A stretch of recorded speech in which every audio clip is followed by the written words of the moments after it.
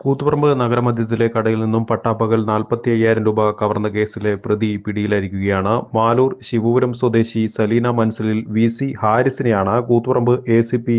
MP. ആസാദിന്റെ നേതൃത്വത്തിൽ എസ്.ഐ. TM. വിപിനും സംഘവും arrest ചെയ്തത്. ഇയാൾ നിരവധി കേസുകളിൽ പ്രതിയാണെന്ന് പോലീസ് പറഞ്ഞു. കൂത്തുപറമ്പ് ടൗണിൽ ബസ് സ്റ്റാൻഡിന് മുൻവശമുള്ള കടയിലാണ് ഇന്നലെ വൈകുന്നേരത്തോടെ ഈ കവർച്ച നടന്നത്.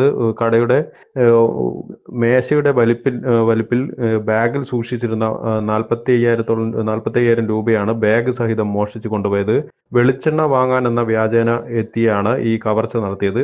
അതായത് കടയിലെത്തിയ ഇയാൾ 10 ലിറ്റർ വെളിച്ചെണ്ണ വേണമെന്ന് ആവശ്യപ്പെടുകയും അത് നൽകാൻ പറ്റുന്ന കന്നാസ് കടയിൽ ഇല്ലെന്ന് കടയുടമ പറഞ്ഞപ്പോൾ, എന്നാൽ താങ്കൾ അത് വാങ്ങി വരുമെന്ന് കടയുടമയോട് ഈ മോഷ്ടാവ് പറയുകയും അങ്ങനെ കടയുടമ കന്നാസ് വാങ്ങാനായി പോയ തക്കത്തിനാണ് ഈ മേശയുടെ പൂട്ട് തകർത്ത് അതിലുണ്ടായിരുന്ന ബാഗും പണവും അപഹരിച്ചത്.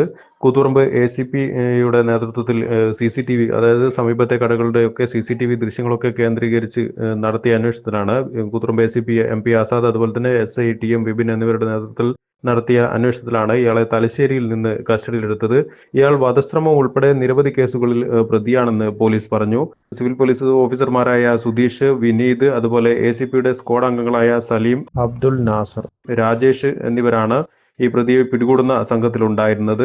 നിരവധി CCTV ക്യാമറകൾ പരിശോധിച്ചാണ് പോലീസ് പ്രതിയിലേക്ക് എത്തിയത്. 3ഓളം ഓട്ടോറിക്ഷകളിലും ബസ്സുകളിലും മാറി മാറി കയറി ഇയാൾ പോലീസിനെ വഴിതെറ്റിക്കാൻ ശ്രമിച്ചിരുന്നതായും പോലീസ് വ്യക്തമാക്കുന്നു. പ്രതിയെ നാളെ കോടതിയിൽ ഹാജരാക്കുമെന്നാണ് അറിയുന്നത്.